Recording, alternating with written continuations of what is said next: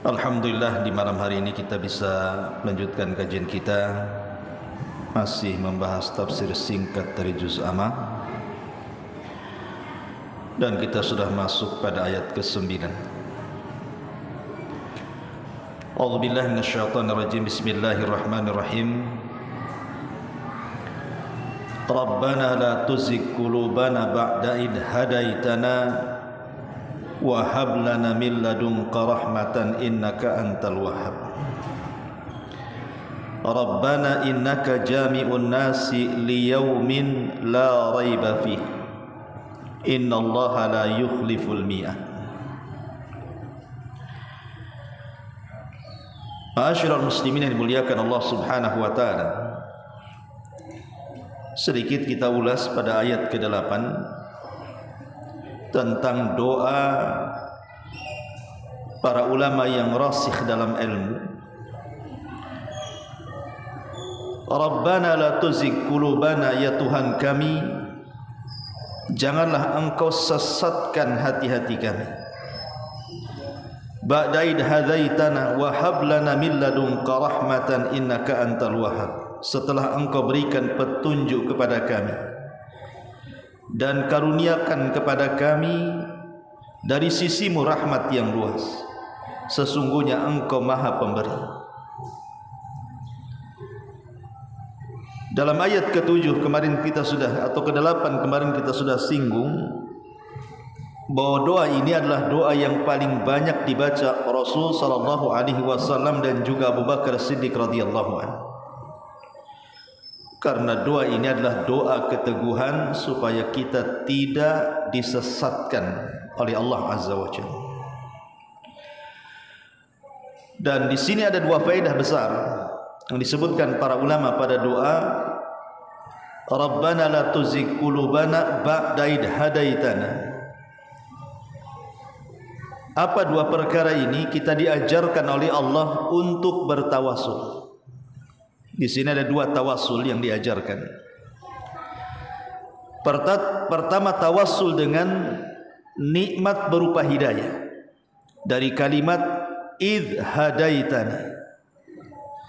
Dan yang kedua, tawassul dengan nama-nama Allah dari kalimat innaka antal wahhab. Tawassul itu artinya cara mendekatkan diri kepada Allah Subhanahu wa taala. Dan itu sangat penting dalam kehidupan kita, bertawasul kepada Allah. Dan para ulama ahli sunnah mengatakan bahwa tawassul itu ada dua. Ada yang disebut dengan tawassul masyru' dan yang kedua tawassul mamnu'. Tawassul yang disyariatkan dan tawassul yang dilarang. Adapun yang disyariatkan seperti ayat ini. Dan ulama membagi tawassul itu yang disyariatkan kepada tiga bagian. Pertama, tawassul dengan amal saleh. Dan yang kedua, tawassul dengan nama-nama Allah Subhanahu wa taala dan sifat-sifatnya. Dan yang ketiga, tawassul dengan orang soleh yang masih hidup, bukan tawassul dengan orang soleh yang sudah meninggal. Lalu apa pentingnya tawassul ini? Ma'asyiral muslimin yang dimuliakan Allah Subhanahu wa taala, setiap kita hidup di dunia ini tidak lepas daripada ujian, ikhwan. Hidup kan tidak selalu senang, pasti ada susahnya. Hidup tidak selalu tertawa, pasti ada sedihnya. Hidup tidak selalu lancar, pasti ada sulitnya. Ada waktu-waktu Allah Subhanahu wa taala menguji kita, entah menguji ekonomi kita, menguji keluarga kita, menguji kesehatan kita, dan begitu seterusnya. Lah, untuk keluar dari ujian-ujian ini, bagaimana caranya? Karena ujian ini datang dari Allah Subhanahu wa taala. Ketika Anda kemudian diberikan ujian sakit, sakit itu dari Allah. Ketika Anda diuji dengan ekonomi yang kurang, itu semua juga datang dari Allah. Semua ujian itu datang dari Allah Azza wa Jalla. Tetapi yang namanya tabiat manusia terkadang tergesa-gesa kan gitu. Padahal ujian itu terkadang Allah sedang mengangkat derajat kita, atau boleh jadi mengurangi dosa-dosa kita, sehingga kita tergesa-gesa ingin keluar dari ujian itu. Ya, itu tabiat manusia memang seperti itu. Orang sakit pengen cepat sembuh kan begitu. Orang gulung tikar pengen cepat bentang-bentang tikar, dan begitu seterusnya. Allah tahu tabiat manusia seperti itu, ingin keluar cepat dari ujian itu. Makanya diajarkan dalam Islam ini, kalau ingin cepat keluar dari kesulitan dan keperitan hidup, lakukanlah apa yang disebut dengan tawassul. Tawassul inilah amalan yang cepat untuk menghilangkan kesulitan dalam kehidupan kita. Kita lihat dalam sebuah kisah, Nabi SAW mengkisahkan di zaman dulu sekali. Boleh jadi ini kisah Israiliyat, tapi hadisnya sahih. Ketika Nabi SAW menjelaskan tentang 3 orang yang masuk ke dalam gua, kemudian tiba-tiba gua itu roboh bebatuannya dan menutup pintunya, sehingga 3 orang ini berusaha mendorong pintu gua itu, tapi batunya sangat besar, tidak bisa, bergeming pun tidak. Akhirnya mereka pasrah dan mereka sudah putus asa, pasti kami akan mati dalam gua ini, karena tidak ada jalan keluar. Maka berfikirlah salah seorang di antara mereka, kalau begitu kita harus bertawasul kepada Allah dengan amalan-amalan yang khusus yang tidak ada yang tahu kecuali mereka dengan Allah saja. Akhirnya kemudian salah satu di antara mereka bertawasul dengan amal saleh. Masyhur bertawasul dengan birrul walidain. Dulu dia punya orang tua, kebiasaan dia itu menyediakan air susu perah kambing sebelum orang tuanya tidur, dan air itu harus diminum orang tuanya sebelum istri dan anaknya. Dilakukan setiap hari seperti itu, sampai pada waktunya dia lupa, entah karena sebuah kesibukan, lupa dia memberi minum.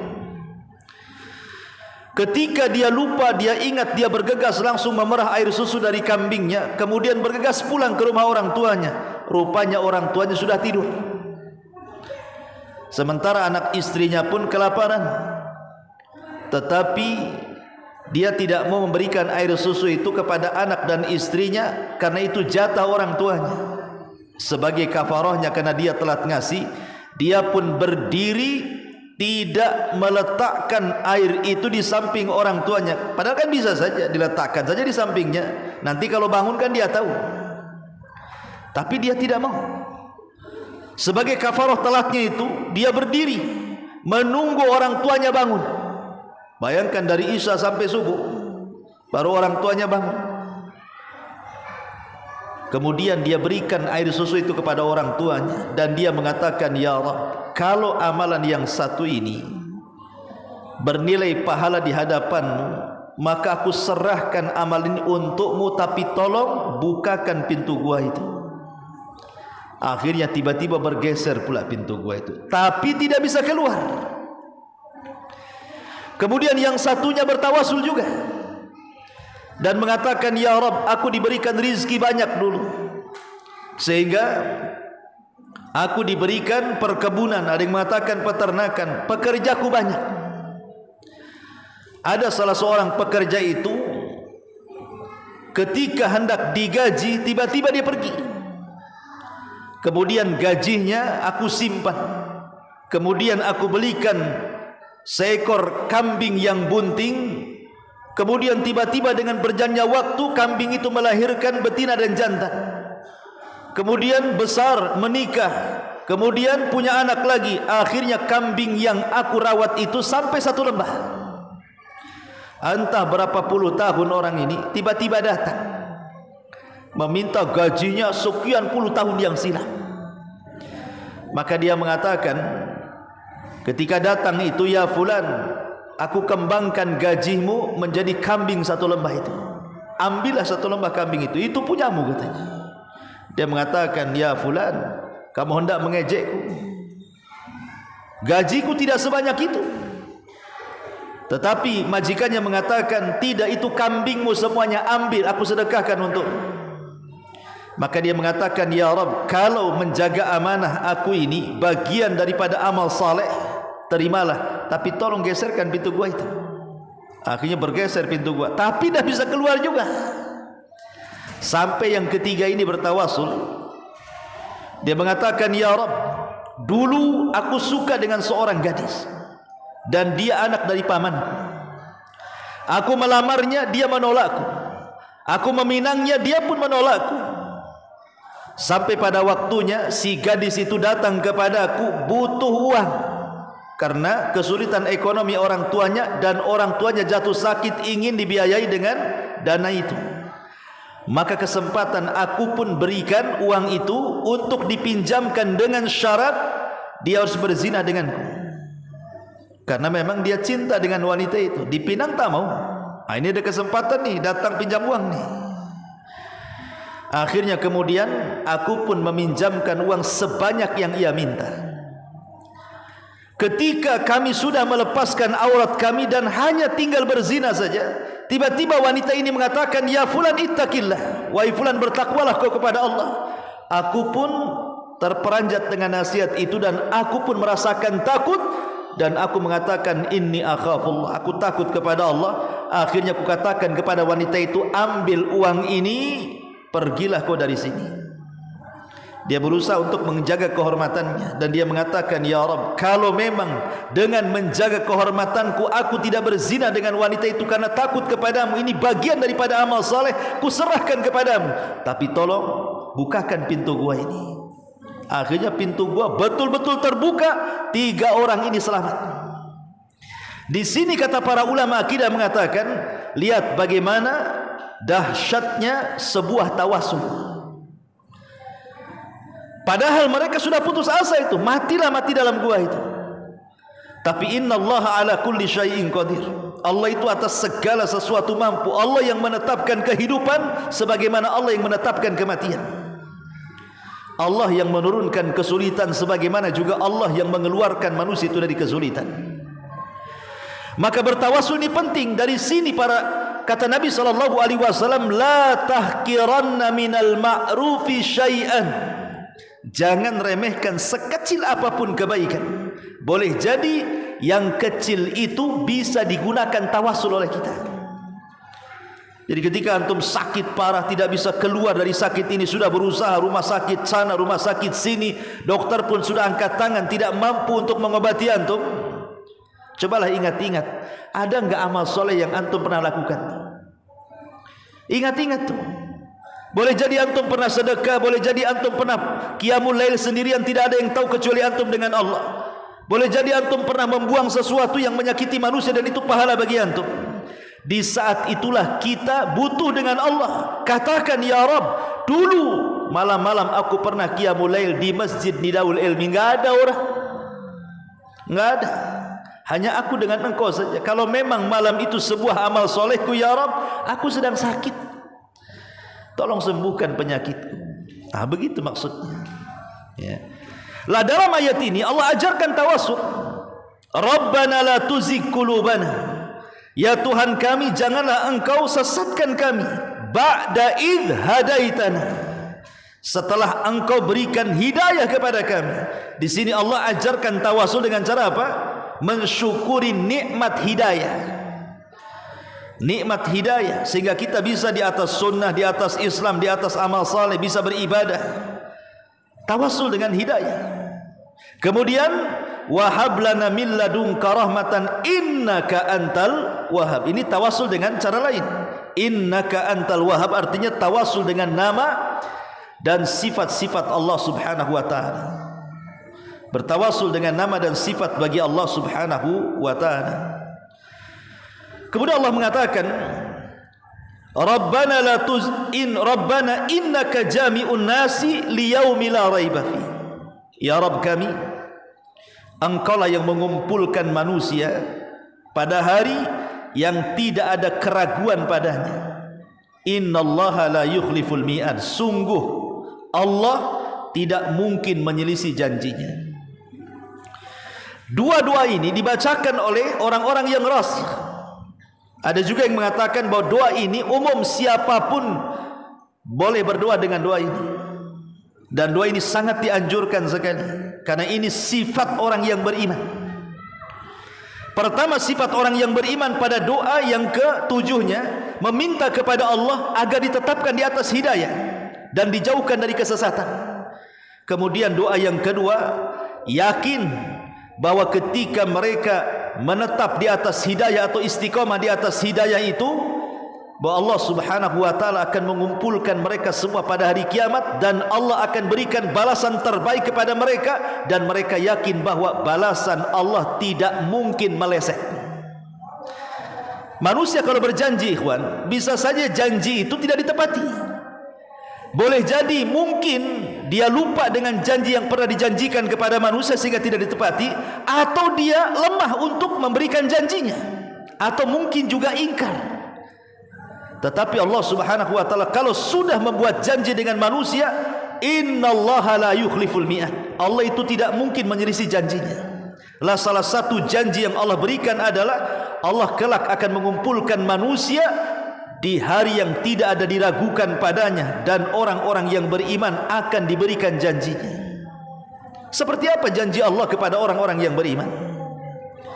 Ma'asyiral muslimin yang dimuliakan Allah Subhanahu wa taala, di dunia saja, jangan dulu di akhirat, Allah Subhanahu wa taala sudah banyak memberikan janji kepada orang-orang yang beriman. Saya akan sebutkan penukilan di dalam Al-Qur'an tentang janji Allah kepada orang yang beriman di dunia.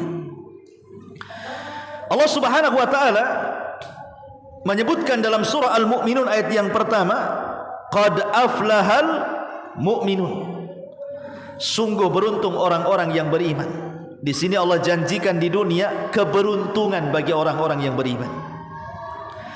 Kemudian juga disebutkan dalam surah Al-Hajj ayat 54, wa innallaha lahadin lilladzina amanu ila sirati mustaqim, sesungguhnya Allah sungguh akan memberikan petunjuk, mengarahkan kepada siapa? Orang-orang yang beriman ke jalan yang lurus. Ini janji Allah. Setiap yang beriman kepada Allah, Allah akan bimbing kehidupannya, tidak mungkin disesatkan. Kemudian juga Allah Subhanahu wa taala sebutkan di dalam surah Ar-Rum ayat 47, wa kana haqqan alaina nasrul mu'minin, kewajiban kepada kami, kata Allah, menolong orang-orang yang beriman. Artinya Allah berjanji kepada setiap yang beriman, kehidupannya akan ditolong. Kemudian juga Allah Subhanahu wa taala berfirman di dalam surah Al-Hajj ayat 38, innallaha yudafi'u 'anil ladzina amanu innallaha la yuhibbu kulla khawanin kafur, sesungguhnya Allah akan membela orang-orang yang beriman.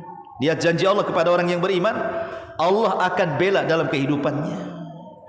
Bahkan Allah Subhanahu wa taala mengatakan, man 'amila salihan min dzakarin aw untha wa huwa mu'minun falanuhyiyannahu hayatan thayyibah wa lanaziyannahum ajrahum bi ahsani ma kanu ya'malun. Surah An-Nahl ayat 97.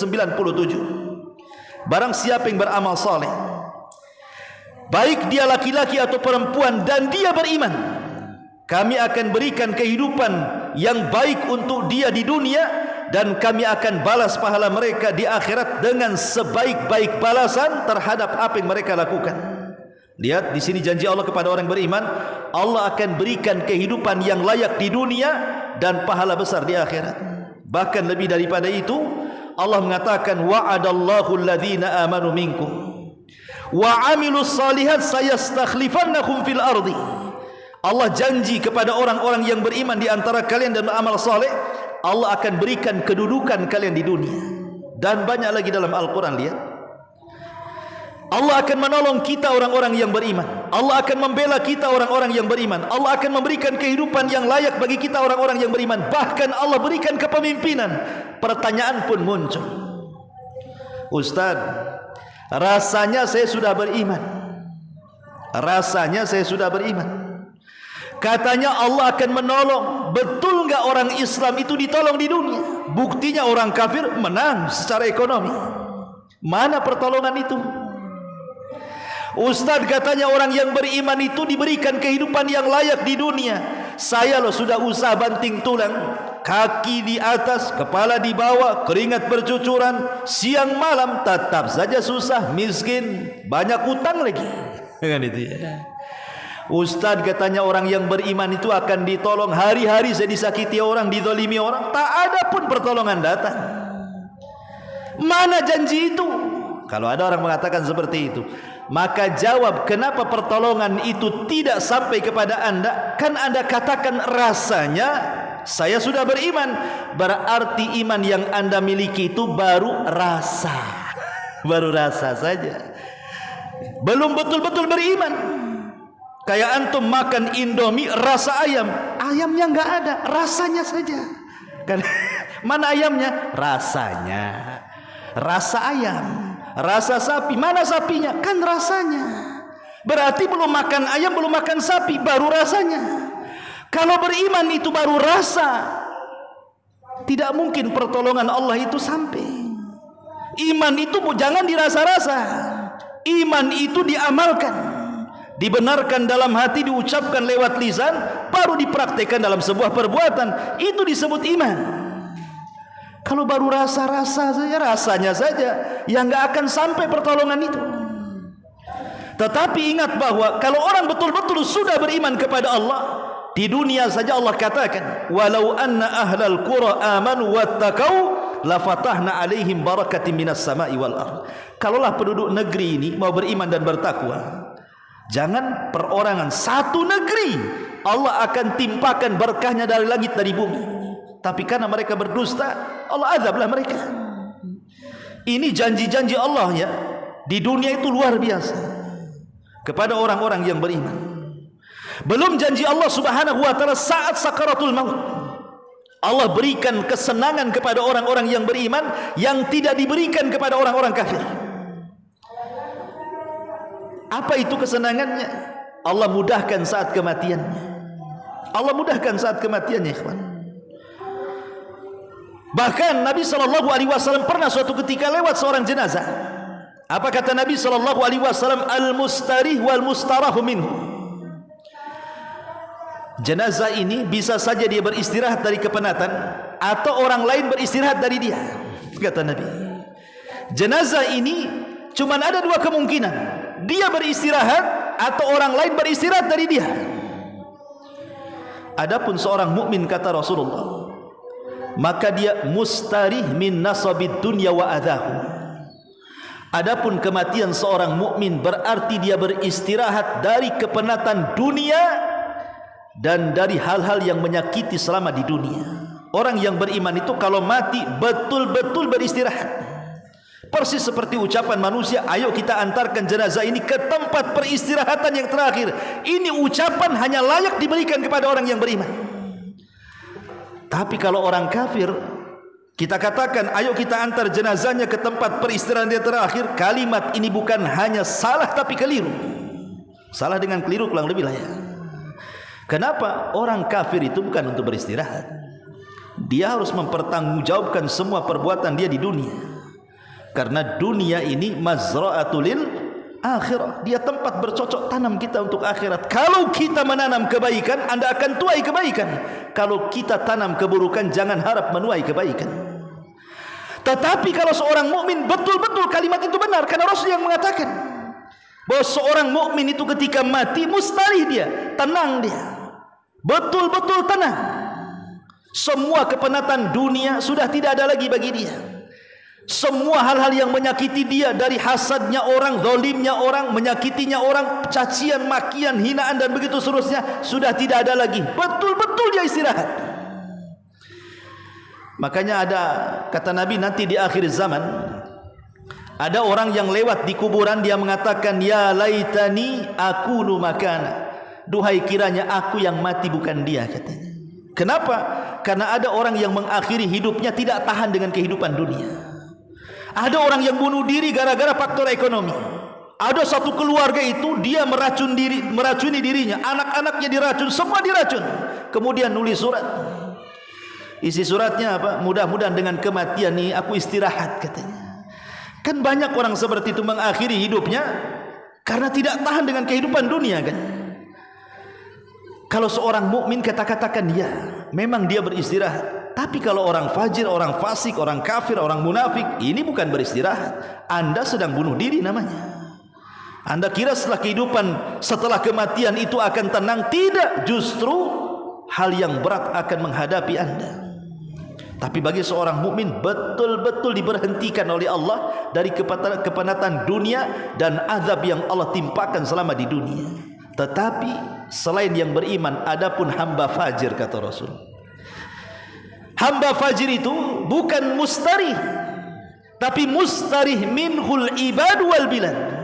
Semua hamba Allah tenang dengan kematiannya. Semua binatang-binatang tenang dengan kematiannya. Bahkan satu negeri tenang dengan kematiannya. Ini yang bahaya nih. Alhamdulillah mati katanya. Coba kalau enggak mati ngerusak aja tuh orang tuh. Ada orang kayak gitu ya. Dari dulu saya doakan kematian tuh, baris sekarang senangnya jiwa ini katanya. Amanlah dia. Betul-betul aman dengan kematiannya. Orang itu memang pantas mati gitu ya. Ada orang melaknat orang kayak gitu ya. Jadi ada orang kematian itu yang lain yang senang, bukan dia yang senang. Nah, ini yang bahaya nih. Kalau kita mati orang senang, ini itu bahaya itu. Karena itu kematian orang fajir itu. Tapi orang yang beriman, Allah berikan kematian yang indah. Itu saat kematian Allah utus malaikat-malaikat menyiapkan kapan dari sorga, minyak wangi dari sorga. Belum lagi di telinganya dikatakan jangan takut, jangan sedih, sorga sudah menantimu. Apa enggak enak tuh kematian seperti itu? Masuk dalam kuburan, apa kata Rasul? Maka akan dikatakan kepada orang ini, nim naumatal arus, tidurlah seperti pengantin baru. Sehingga walaupun jarak kiamat dengan dia 1000 tahun, seolah-olah kita tidur seperti pengantin baru. Antum lah tahu pengantin baru, kayaknya kok cepat kali subuh kan itu ya. Baru jam 8, udah jam 4 katanya. Nah, itulah pengantin baru. Kalau pengantin lama, lama kali malam ini. Besok mau kerja aku katanya. Itu pengantin lama tuh. Kalau pengantin baru kan kayak cepat, kalau bisa itu 1 minggu 1 malam kan itu ya. Kata Rasul, nim naumatal arus, tidur kau seperti pengantin baru. Tahu-tahu kiamat. Apa enggak enak coba?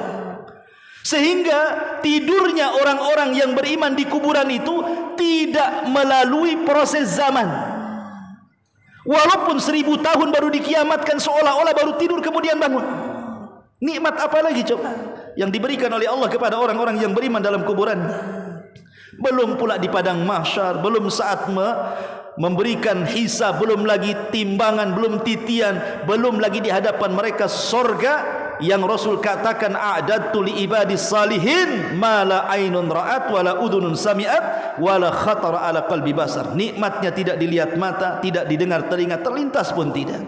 Yang jelas bahwa Allah katakan, innallaha la yukhliful mi'ad. Allah tidak mungkin menyalahi janjinya. Pasti kita harus yakin janji Allah itu. Masalahnya karena tidak yakin itulah sehingga orang malas beribadah. Sering saya contohkan yang ringan saja. Contoh umpamanya Rasul mengatakan, barang siapa yang membaca qul huwallahu ahad, Allahus samad, lam yalid wa lam yulad wa lam yakul lahu kufuwan ahad, asyra marrat fi yaumin wa lailah, 10 kali di malam dan siang hari.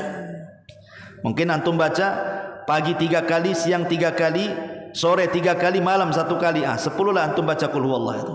Apa balasannya? Bunyalahu qasrun fil jannah. Allah akan bangunkan 1 istana di surga. Ini janji Allah. Allah janji sama kita. Kalau antum baca qul huwallahu 10 kali dalam sehari, Allah bangunkan 1 istana di surga.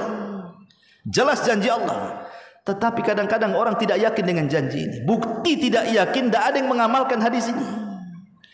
Tapi kalau saya katakan, mau enggak 1 hari ini sampai malam nanti antum baca qul huwallah 5.000 kali, saya kasih kunci kau di Sukajadi sana. 1 rumah megah saya kasih kuncinya. Ini kuncinya. Ini kunci mobilnya, ini kunci rumahnya, ini kunci berangkasnya. Tapi mulai dari pagi sampai pagi baca qul huwallah 5.000 kali. Kira-kira antum mau enggak? Enggak. Saya enggak yakin enggak mau. Pasti mau. Daripada besok masuk kantor, besok saya baca qul huwallahu 5.000 kali katanya. Ya, jelas tuh kuncinya. Perumahan Sukajadi. Ya, belum lagi mobilnya mobil Robicon lagi. Ya, mantap lagi kan begitu ya. Pasti mau. Kenapa? Karena terkadang ada orang itu tidak yakin dengan janji Allah, sehingga yang jelas-jelas istana di surga yang berlipat-lipat keindahannya dibandingkan rumah di Sukajadi pun nggak yakin tuh, karena tidak yakin. Coba, tapi kalau yakin, ikhwatu fiddin, setiap hari antum baca 10 kali qul huwallah dapat satu istana, besok qul huwallah lagi istana lagi. 30 hari selama Ramadan antum baca qul huwallah, 30 istana. Orang di dunia saja punya kos-kosan 10 pintu udah bangga tuh, udah nggak kerjaan tuh. 10 pintu loh, nggak perlu kerjaan tuh, makan minum saja tuh. Ini loh 30 istana di sorga, tak ada kebanggaan, bahkan tidak mau juga meraihnya. Itulah keyakinan kita masih lemah dengan kehidupan akhirat, padahal tegas Allah mengatakan innallaha la yukhliful mi'ad. Allah itu tidak mungkin menyalahi janjinya. Yakin dengan janji Allah Subhanahu wa taala. Subhanakallahumma bihamdika asyhadu an la ilaha illa anta astaghfiruka wa atubu ilaik. Allahu ta'ala. Assalamualaikum warahmatullahi wabarakatuh.